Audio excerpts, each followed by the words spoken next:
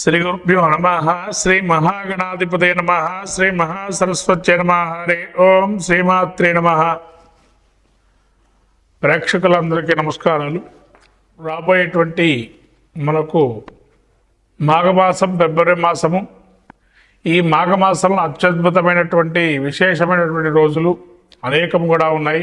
మాఘమాసంలో ముఖ్యంగా చెప్పాలంటే మనకు అందరికీ కూడా చిన్నపిల్లలకి అక్షరాభ్యాసము అనేది ప్రత్యేకంగా చేస్తాం ఈ మాఘమాసంలో. అదే వసంత పంచమి అంటారు.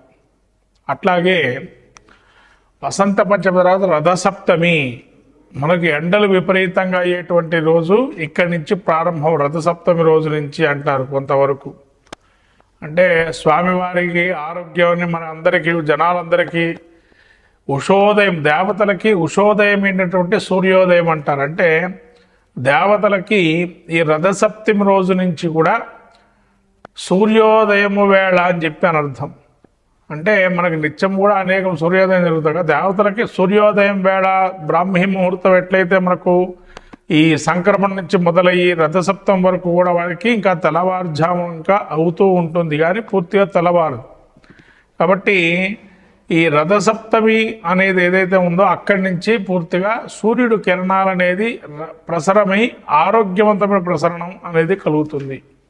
అట్లాగే భీష్మ ఏకాదశి, మనకు అంపశయ్య మీద ఉత్తరాయణ పుణ్యకాలంలో భీష్ముడు తన యొక్క మోక్షాన్ని పొందాలని చెప్పి కృష్ణుడితో యుధిష్ఠిరుడైనటువంటి ధర్మరాజుతో భీష్ముడు సంవాదం చేస్తూ ఇక్కడ విష్ణు సహస్రనామం పారాయణం చేయటం వల్ల భీష్మ ఏకాదశి ఉత్తమమైన ఫలితాలు పొందుతారు. అట్లాగే మహామాఘి అంటే ఎక్కడైనా ఎవరైనా స్నానము అనేది ప్రత్యేకమైన నియమంగా పెట్టారు. నదీ స్నానం చేయమని ఇక్కడ. అంటే దేవతలకి సూర్యోదయం వేళ అవుతుంది కాబట్టి మాఘస్నానం అనే ఫలితం మనకు పద్మపురాణం అంతర్గతంగా వైశాఖ పురాణం, మాఘపురాణం, కార్తీక పురాణం అనేటువంటి దానిలో చూసుకున్నట్లయితే ఈ యొక్క మహామాఘి అంటారు దాన్ని. కాబట్టి ఈ పౌర్ణమి రోజున మాఘస్నానం, సముద్ర స్నానం కూడా చాలా విశేషంగా చెప్పబడింది. అట్లాగే నోములకి, వ్రతాలకి మనం పట్టుకునేటువంటి నోములు, ఆడవాళ్ళు స్త్రీలు పట్టుకునే నోములు, ఇవన్నీ కూడా ఈ మాఘ పౌర్ణమి కానీ రథసప్తమి కానీ నోములు పట్టుకోవచ్చు. అట్లాగే తర్వాత వచ్చేటువంటిది మనకు మహాశివరాత్రి. అత్యద్భుతమైనటువంటి శివరాత్రి జాగరణ అనేది కలుగుతుంది. కాబట్టి ఇటువంటి పర్వదినాలు ఈ మాఘమాసంలో ఉన్నాయి మనకి. ఈ మాఘమాసంలో అటు శివుడికి, అటు కేశవమూర్తి అయినటువంటి సత్యనారాయణ స్వామి వ్రతాదులు ఇవన్నీ కూడా మాఘమాసంలో విలువగా చేస్తారు, వ్రతంలో కూడా చెప్పబడింది. కాబట్టి ఆ శివకేశవులకి, సూర్యనారాయణ స్వామికి, ఆ సరస్వతి మహాదేవికి అనుగ్రహం కలిగి మీ యొక్క కుటుంబంలో ఉండేటువంటి చిన్నపిల్లలకి విద్యాభివృద్ధితో పాటు ఆరోగ్యాన్ని, సంపత్తులు, ఆ ఈశ్వర అనుగ్రహముల ఐశ్వర్యాన్ని కలజేయాలని, ఈ ద్వాదశ రాశి ఫలితాల్లో మనము అందరికీ కూడా సంపూర్ణమైన అనుగ్రహం కలగాలని ఆ యొక్క ద్వాదశ రాశి ఫలితాలు మనం చెప్పుకుందాం. శ్రీ గురుభ్యో నమ. శ్రీ మహాగణాధిపతే నమ. శ్రీ మహాసరస్వత్యై నమ. హరి ఓం. శ్రీమాత్రే నమ. ఫిబ్రవరి మాసం, మాఘమాసంలో మకర రాశి యొక్క స్థితి చూసినట్టయితే ముఖ్యంగా మకర రాశి ఉత్తరాషాఢ నక్షత్రం 2, 3, 4 పాదాలు, శ్రవణ నక్షత్రం 4 పాదాలు, అట్లాగే ధనిష్ట నక్షత్రం 1, 2 పాదాలు ఈ యొక్క ధనుసు రాశి చెందినవి. ధనుసు రాశి యొక్క స్థితి చూసినట్టయితే ముఖ్యంగా ధనుసు రాశి యొక్క మకర రాశి యొక్క స్థితి చూసినట్టయితే మకర రాశికి రవి జన్మస్థానం, తదుపరి ద్వితీయ స్థానం రవి సంచారము, తదుపరి బుధుడు శని ద్వితీయ స్థాన సంచారము. అట్లానే మకర రాశి వారికి తృతీయ స్థానంలో శుక్రుడు, రాహు, పంచమందు గురుడు, షష్టమందు కుజుడు, అట్లానే భాగ్యమందు కేతువు. ఈ రకమైనటువంటి మకర రాశి స్థితిగతి. మకర రాశికి రవి జన్మస్థానంలో ఉండటం వల్ల కొంత అనారోగ్యం అనేది ఏదైతే ఉందో అది ఇంకా పూర్వార్ధంలో ఉండి ఉత్తరార్ధంలో నయమయ్యే అవకాశం ఉంది. ఈ ఉత్తరార్ధంలో బుధుడు శని ద్వితీయ స్థానం ముందు సంచారం వల్ల కుటుంబంలో ఒక ఆనంద విషయాలు కొన్ని వినడము, తద్వారా వాటితో సంతోషపడటం, తర్వాత శని ద్వితీయ స్థానంలో ఉండటం వల్ల అనుకూలమైన అంశంగా గోచరిస్తుంది. ఇప్పటివరకు ఉన్నటువంటి బాధలు కొంతవరకు తగ్గే అవకాశం ఉంటుంది. ఈ యొక్క యత్న కార్య మూలకంగా లాభాలు, అంటే ఏదైనా ఒక మొదలు పెట్టుకుంటే ఆ పనిని పూర్తి చేసే అవకాశం ఉంటుంది.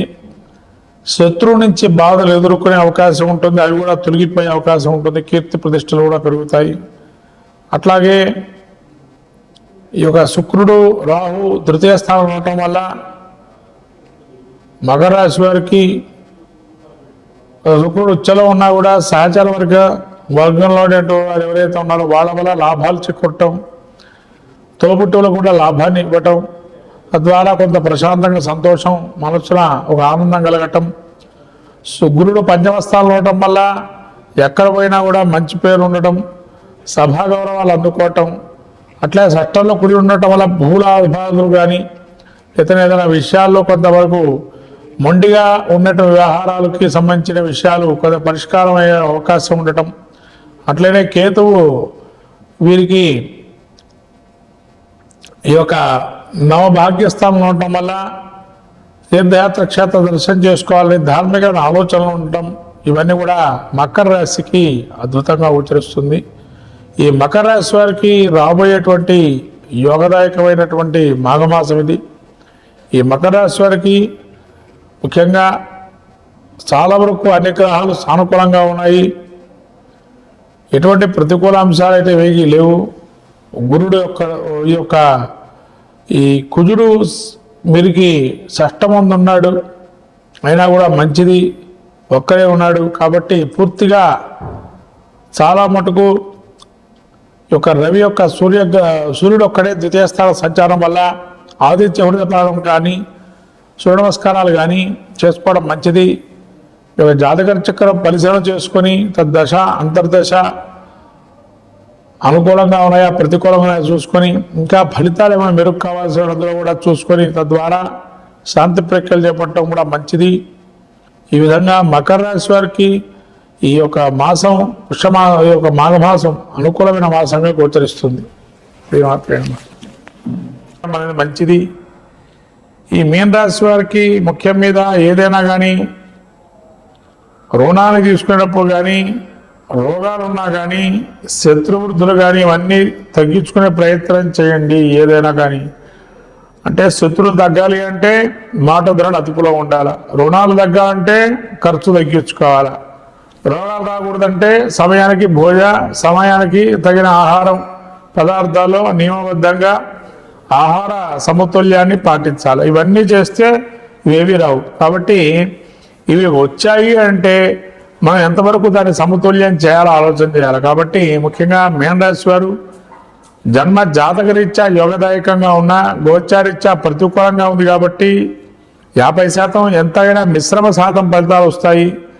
మీనరాశి వారు ఈ యొక్క మాఘమాసంలో శివారాధన చేసుకోవడం వల్ల నవగ్రహ అనుగ్రహం కలుగుతుంది. అట్లానే రాబోయే ఈ వసంత పంచమి మహామాఘి ఇలాంటి మహాపర్వదినాలు ఉన్నాయి.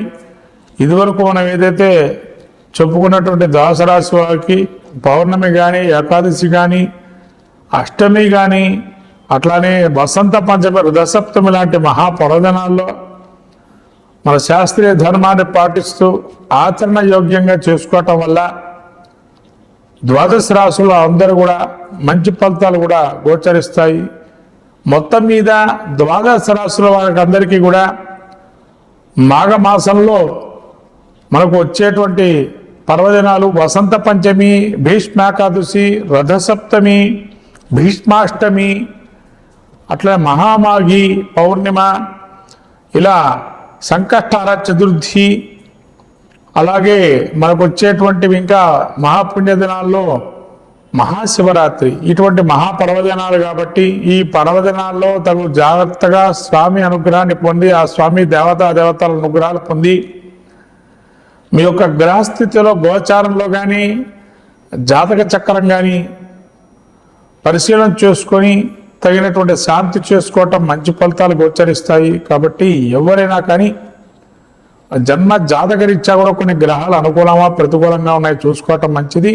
తద్వారా ఈ చెప్పేటువంటి పరిష్కార మార్గాలు దానికి తోడుగా కూడా చేసుకోవటం వల్ల ఇంకా మంచి ఫలితాలు పొందుతారు ఈ ద్వాదశ రాశులు. శ్రీమం భూయా శ్రీమాత్రే నమః.